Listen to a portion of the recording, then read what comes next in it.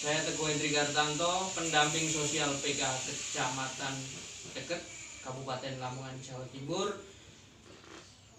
akan menyampaikan video pembelajaran stunting modul 3, pencegahan dan penanganan stunting melalui pemenuhan kesejahteraan ibu hamil. Sesi 2 yaitu mendukung ibu hamil mengakses informasi dan layanan yang tepat. Langkah ketiga yaitu menyeleksi informasi mengenai kehamilan. Mari kita simak bersama-sama. Assalamualaikum warahmatullahi wabarakatuh. Waalaikumsalam warahmatullahi wabarakatuh. Terima kasih atas kehadirannya Ibu kelompok Rangitun, Desa Deket Kecamatan Deket, Kabupaten Lamongan. Pada sore ini dalam pertemuan peningkatan kemampuan keluarga atau P2K2 melanjutkan pertemuan yang bulan lalu. Untuk pertemuan sore ini kita masuk pada modul 3, pencegahan dan penanganan stunting melalui pemenuhan kesejahteraan ibu hamil. Kita sudah sampai pada sesi menyeleksi informasi mengenai kehamilan. Pada bulan lalu kita sudah membahas tentang mencari informasi yang tepat untuk mendukung ibu. Ya, mencari informasi yang tepat untuk mendukung ibu. Ada yang masih ingat gimana caranya mencari informasi mengenai ibu hamil? Untuk mendukung ibu hamil itu mencari informasinya di mana? Masih ingat ibu-ibu? Ayo monggo. Dari mana Bu Tuti? Dari masyarakat. Ada lagi dari mana? Dari Facebook, betul. Dari YouTube. Ada lagi? Dari WhatsApp, dari Bidan. Betul. Berarti masih ingat ya dengan pertemuan kita bulan lalu. Sekarang kita masuk pada sesi menyeleksi informasi mengenai kehamilan. Baik ibu-ibu, Bu Surati, ngantuk? Gimana kabarnya? Sehat semua kan? Hari ini alhamdulillah. Kali ini saya akan membacakan beberapa pernyataan ya, bukan pertanyaan.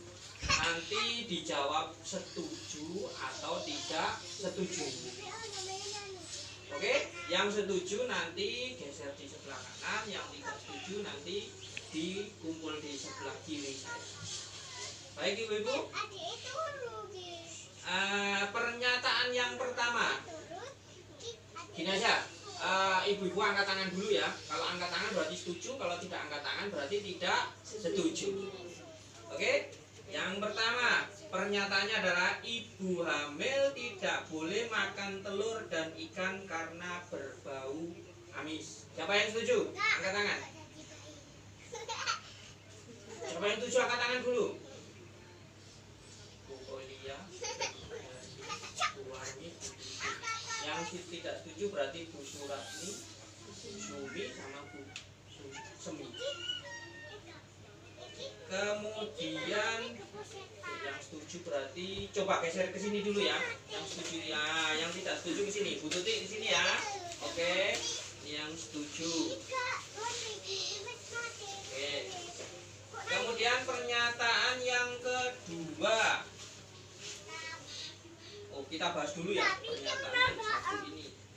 Ibu hamil tidak boleh makan telur dan ikan karena berbau amis. Menurut Bu Tuti, kenapa kok bilang setuju?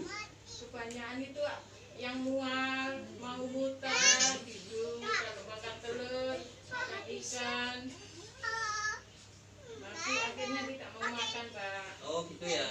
Kemudian Bu Surati, kenapa kok tidak setuju dengan pernyataan ini? Ibu hamil tidak boleh makan telur dan ikan karena berbau amis. Ada gizinya, kan perlu, hamil kan harus ada gizi. Ada gizinya. Iya, itu protein, mengandung protein, bagus buat otak. Oke, bagus.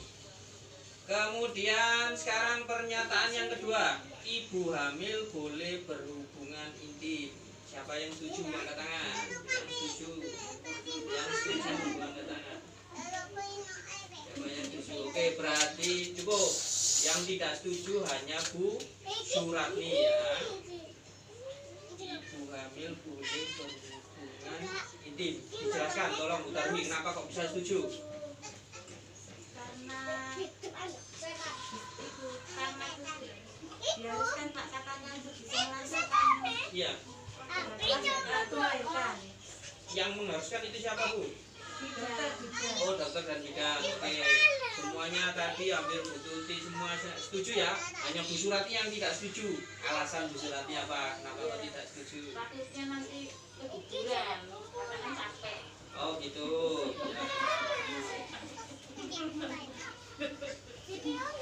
Saya lanjut ya. Untuk pernyataan yang ketiga, ibu hamil tidak boleh banyak aktivitas untuk menghindari keguguran. Siapa yang setuju angkat tangan? Ayo. Ada itu. Saya ulang lagi ya pernyataannya, ibu hamil tidak boleh banyak aktivitas untuk menghindari keguguran. Saya ulang lagi, ibu hamil tidak boleh banyak aktivitas untuk menghindari keguguran. Siapa yang setuju angkat tangan? Cukup. Berarti setuju semua. Iya. Alasannya apa? Ayo Bu Semi. Kenapa kau setuju ibu hamil tidak boleh banyak aktivitas untuk menghindari keguguran? Gak apa-apa, dibuka dulu, dibuka dulu. Kenapa Bu? Karena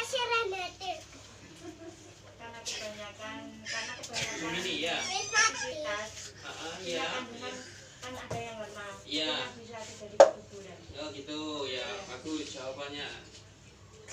Ini saya jelaskan Bu ya. Selain pernyataan-pernyataan tiga yang saya sampaikan tadi di masyarakat, khususnya di dekat Kulon sini, mungkin ada beberapa mitos mengenai informasi tentang ibu hamil. Barangkali ibu-ibu di sini bisa menyampaikan mitos apa yang ada di desa dekat Kulon, kecamatan dekat Sampang. Monggo, ayo angkat tangan. Siapa yang bisa menyebutkan beberapa mitos atau satu mitos yang ada di dekat Kulon? Monggo, ayo. Bu Tuti, monggo. Kalau keluar, kata orang tua, kalau keluar rumah harus membawa gunting atau kemisi. Alasannya apa Bu? Ibu hamil keluar rumah harus membawa gunting dan peniti. Ya, alasannya. Disambut arwah sehat. Oh, gitu. Kalian takut ya bisa. Menurut ibu-ibu yang hadir di sini, apa ya, pesan dari orang tua dulu itu mengenai membawa peniti dan gunting itu sebenarnya mitos atau fakta? Mitos ya, belum tentu kebenaran. Ada lagi mitos yang lain?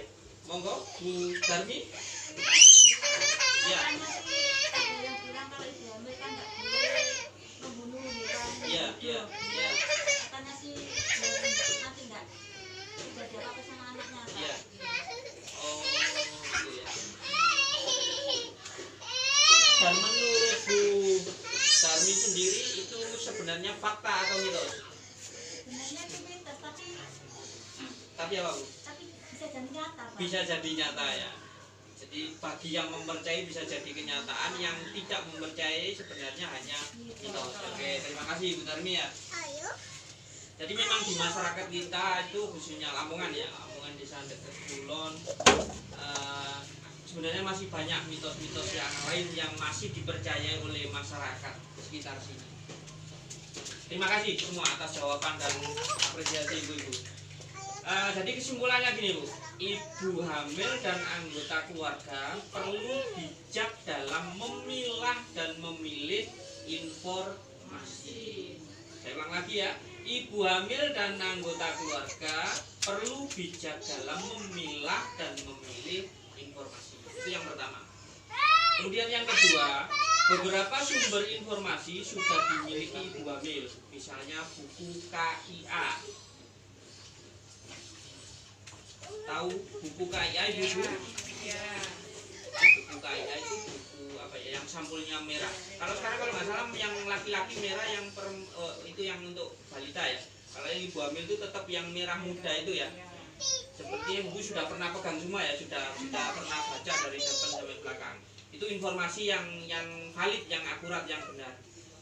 Kemudian kesimpulan kita yang ketiga yaitu untuk memastikan informasi tepat atau tidak dapat bertanya pada saat mengikuti posyandu dan kelas ibu. Saya ulang lagi, untuk memastikan informasi tepat atau tidak dapat bertanya pada saat mengikuti posyandu dan kelas ibu. Posyandu kan tiap bulan. Nah, barangkali ada permasalahan atau pertanyaan bisa ditanyakan ke kader posyandu atau ibu bidan, atau barangkali periksa di dokter umum. Setiap pertanyaan kehamilan bisa ditanyakan ke dokter atau ibu bidan. Kemudian kesimpulan yang keempat, ibu hamil dan keluarga dapat mencari informasi dari sumber yang terpercaya seperti pemerintah dan ahli. Pemerintah itu siapa? Otomatis kan tenaga kesehatan, mulai dari ibu bidan, pak dokter, atau langsung ke petugas puskesmas atau petugas rumah sakit, termasuk ahli itu ya, ahli kehamilan, ahli kandungan ya, mencari informasinya yang lebih valid, lebih akurat, lebih benar dari orang-orang yang bersangkutan. Untuk informasi tadi yang disampaikan katanya dapat dari mana? WA, Facebook, kemudian apalagi YouTube. Itu biasanya belum sepenuhnya, belum 100% informasi itu benar. Karena siapapun kan bisa meng-share atau mengunggah walaupun beritanya itu tidak. Nah, jadi kita harus memilah dan memilih mana informasi yang benar dan tepat. Baik ibu-ibu, tadi sudah memegang kertas satu-satu, silakan dituliskan rencana apa yang akan dilakukan ibu-ibu setelah mendapatkan materi sore ini. Monggo ditulis ya, nanti kemudian bisa dibawa pulang. Rencananya mau apa, mau mencari informasi kemana atau apa gitu. Monggo, saya kasih waktu 1 menit ya.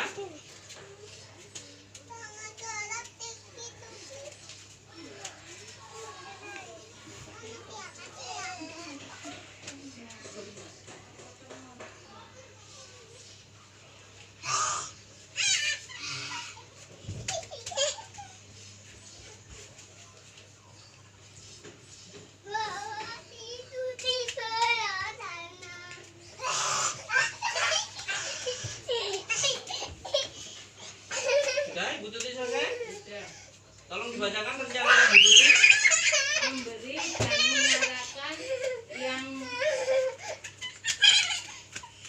memberi dan mengarahkan untuk ibu-ibu hamil cara yang benar. Baik, bagus sekali rencananya. Baik ibu-ibu, kertas sudah selesai, yang sudah ditulis dibawa pulang ya, dipraktekkan rencananya apa itu yang sudah ditulis di kertas, dipraktekkan ya.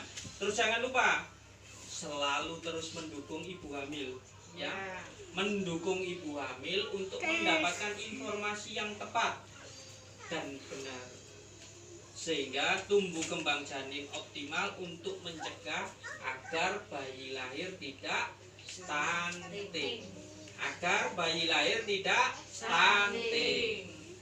Baik, terima kasih ibu-ibu atas kehadiran pertemuan peningkatan kemampuan keluarga sore ini. Apabila ada salah kata dari saya mohon maaf yang sebesar-besarnya.